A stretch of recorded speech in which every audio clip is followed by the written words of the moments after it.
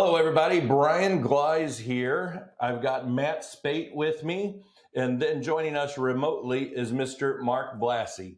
And as you know, or if you don't know, we are your benefit builders.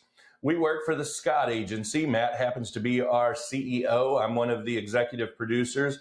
And Mark Blassie is our keystone partner, and we work together to help employers just like you get more out of their employee benefits. Now, our experience is that there's a good chance that you have just recently went through your group health insurance renewal for 2025. We know a lot of our partners renew in January. Then there's another whole group that renews in June. So today, what we want to talk about is kind of a post-renewal debrief. No doubt that the renewal of a health insurance policy can be stressful. There's a lot of ins and outs that needs to happen, but now that's set and it's behind you. That's really, believe it or not, where we want to come in and visit you. Now that the pressure's off, if you've watched any of our previous podcasts, you'll know that we're not product pushers. We're not insurance salespeople. We want to be your trusted advisor.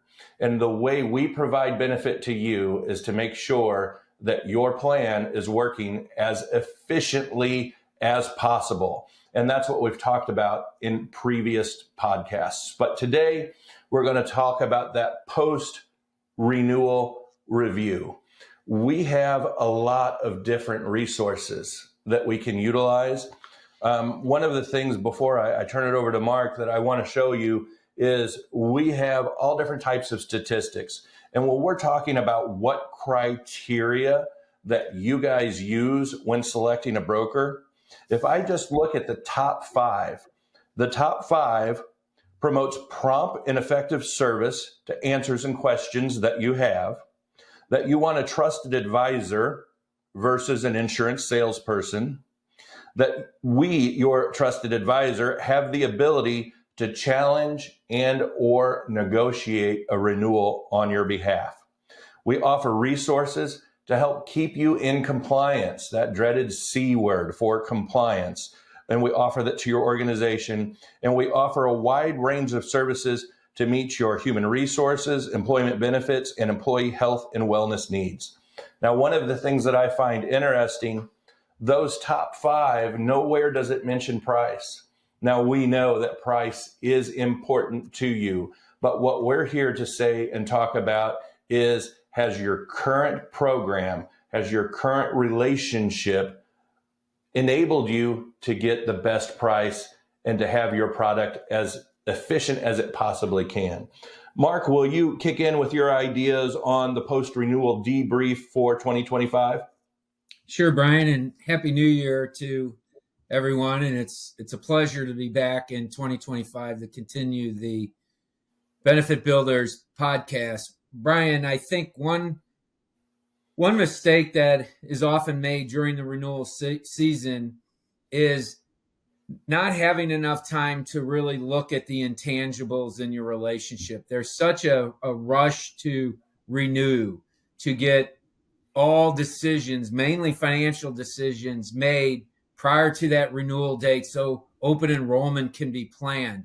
And what we often find during post-renewal debriefs is the lack of the intangibles, and you mentioned many of them.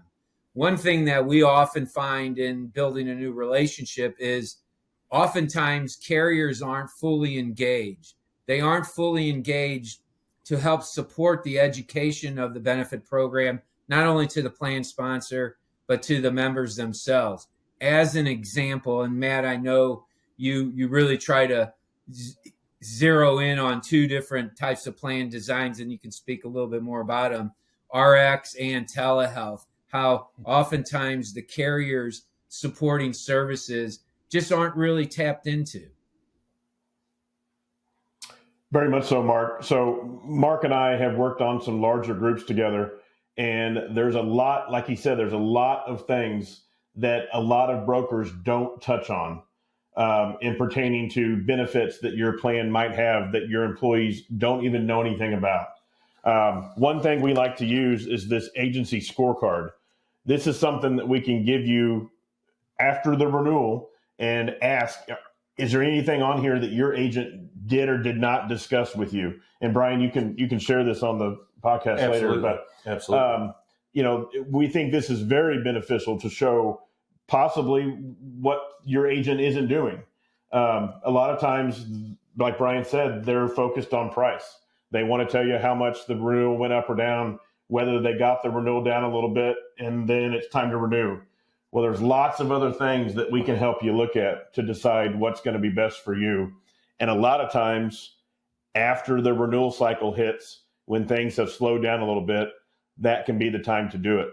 Totally. And let's give some examples. And I'm going to speak directly to my employers out there. If I was at your facility and I took a walk onto the work floor and I walked up to 5 of your employees and I said, guys, can you tell me where to locate the phone number to your telehealth advocate? Can they answer that question? Is there a poster located in the break room that has the telehealth phone number on it? We have had large success with creating magnets. Put it on the refrigerator, put it on the guy's toolboxes and things like that. In most cases, telehealth can be one of the lowest forms of healthcare. Generally, it'll have a $0 copay. Even if it does have a copay, the employee doesn't have to leave their home, doesn't even have to leave your work site. I've worked with employers to set up a kiosk at your work. Not that you want people sick coming to work, but if someone is feeling a cold or has a rash or has a sinus infection or something, there's not a lot of employers out there that will say, hey, we'll log into telehealth, we'll wait out the hold time and call you in when they come on. Think about how far that would go with retention of employees and potentially attracting talent that you don't already have. That's the efficiency piece. Let's talk about the RX that Mark talked about. If I walk up to your employees and say, hey, do you know there's a possibility to save money on your prescription drug costs if you would subscribe to the mail order program? Did you know there was a mail order program? Do you know how to access the mail order program? Well, once again, it's something that your broker should be doing through communication. We do it through videos. We do it through emails. And with some of my groups where the employers allow me to, I email this stuff directly to the employees. Other times you guys have a briefing once a month or things like that. These are strategies. And if you are not implementing the best practice strategies, the upcoming years are not going to be friendly to your organization. Mark, what would you add to that?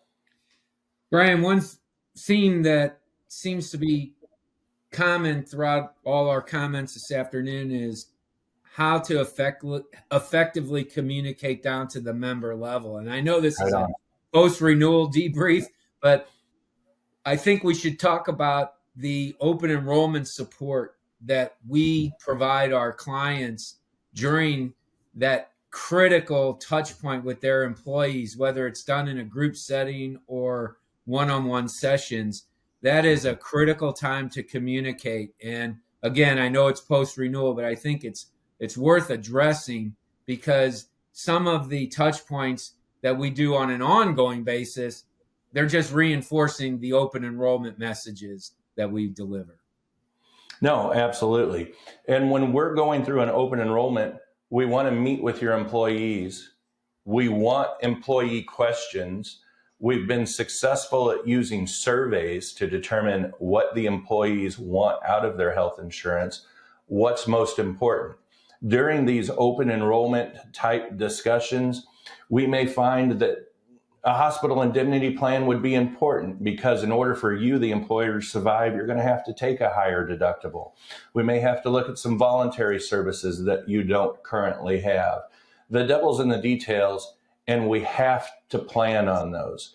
So to give you some examples as we move forward for 2025, I've got a note here, and I'm going to pitch it to Matt on the most common thing that's out there right now, the GLP-1 drugs, the weight loss drugs.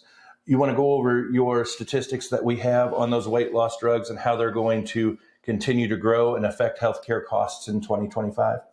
As most of you have heard, even if you haven't taken a weight loss medication or attempted to take a weight loss medication, you surely know someone who has family member, a coworker, a friend. Some of these statistics here say 9% of the U.S. population could be on a GLP weight loss medication by 2030.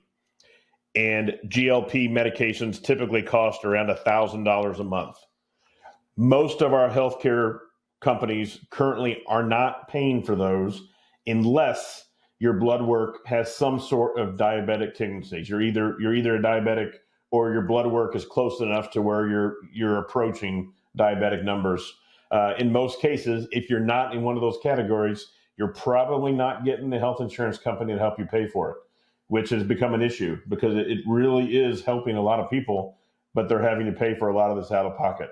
And that's going to be something we look at what possibly could change later in the year. And education is a lot of the key, guys. The GLP-1 drugs, I personally have taken them, and they are phenomenal. They take the cravings away, they take the food urges away, and things like that. But the issue with the GLP-1 drugs, and this has to be addressed through communication with your employees, whether they have diabetes or whether they're just doing it for weight loss, the drug is not a cure. The drug is not a solution. If you are not changing lifestyle habits while you're taking these GLP-1s, as soon as you stop taking the injection, the weight will go right back on. That's one of the issues that the healthcare insurance companies have. The folks that are not diabetic and just want to take it for weight loss, they will drop pounds automatically. But if they do nothing to change their lifestyle, it'll zoom right back up. That's the resistance that we're seeing in the industry. Specialty drug spend is also becoming more and more and more on our radar as new types of therapies comes out. If I could snap my fingers and cure cancer tomorrow, I would. But we're getting closer with those things. And as these specialty drugs come on the market, we're seeing prices increase. And if your broker is not talking to you about strategies, both before renewal and continuing after renewal, there's a good opportunity that the Scott Agency and Keystone can be a valuable part of your trusted advisor team. And that's what we're here for. I like to call Mark the architect. And whenever you look at our past podcasts, you'll understand that Mark is our access to all the pieces of the puzzle. Whether you're level funded, whether you're self-funded, whether you're fully insured, we can have conversations on all of these things. You will see all of our faces, but Matt and I are many times the boots on the ground. We're meeting with your employees. We're giving them their brochures. We have the ability to do this virtually. We have the ability to record videos just like this one and send them out on emails. And then depending on the logistics, your employees are always welcome in our office. But due to the tactics that we use, we have the opportunity to work with people all over the state of Missouri. And I'm happy to travel. I'd be tickled to death if your business was in the Lake of the Ozarks. I'd like to come visit you every other Friday, okay? But no matter where you're at, our main goal is to help you, the employer, survive this thing called health insurance, provide your employees a benefit, and allow us to give you strategies to help you survive the doggone thing. Right now, outside of renewal, is when Matt and I and Mark can gather the information, see if you're using your policy as efficient as possible, seeing if your broker is a salesperson and not a trusted advisor, making sure they're following up with action items. We'll give you the scorecard to fill out. We'll give you the information, and the information that we give you is not propaganda. It's vetted by legal. So we're here to make sure that once we have you, we'll keep you for many, many years. Mark?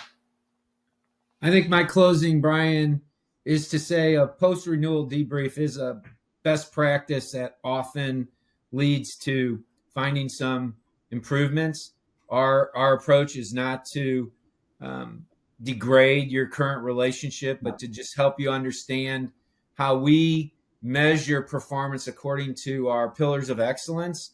And it's just it's a best practice, and we do it free. So I think it's something that should be considered more regularly. And Mark, thank you very much for bringing up the pillars of excellence. If this is the first time you've seen a Benefit Builders podcast, find our other podcasts and take a look at them. We go into details of what the pillars of excellence is. It is the base platform that we use to guide our decisions and to help you. There's 4 pillars, and we believe that those 4 pillars will resonate with you. And it just shows you that we have rails that we run on, and it's not the wild, wild west. We have created large success stories, and we just continue to replicate those. And a huge part of that is just the relationship and the trust and latitude that you give us to suggest things. Some of these things you're going to say, well, why didn't I think of that? Why didn't my other broker think of it? Boy, I totally get this. But help us help you control your costs by providing you the data, by providing you the top used prescription drugs, by providing you the top illnesses, and then seeing if there's programs out there to mitigate the costs or control those items. It doesn't sound that complex, but when the 3 of us go into an employer, we find that those items are not discussed. And it makes so much sense, it hurts, but that's the reason why we're taking this to the airwaves and the podcast and sharing our stories. Matt? Nope. Enjoyed the discussion today. Would love to hear from you and work with you on your program. Guys, Benefit Builders out. Happy New Year. We're looking forward to a great 2025. Look at our YouTube page. Go to our website. Check out our podcasts. We appreciate you so much. Bye-bye. Bye.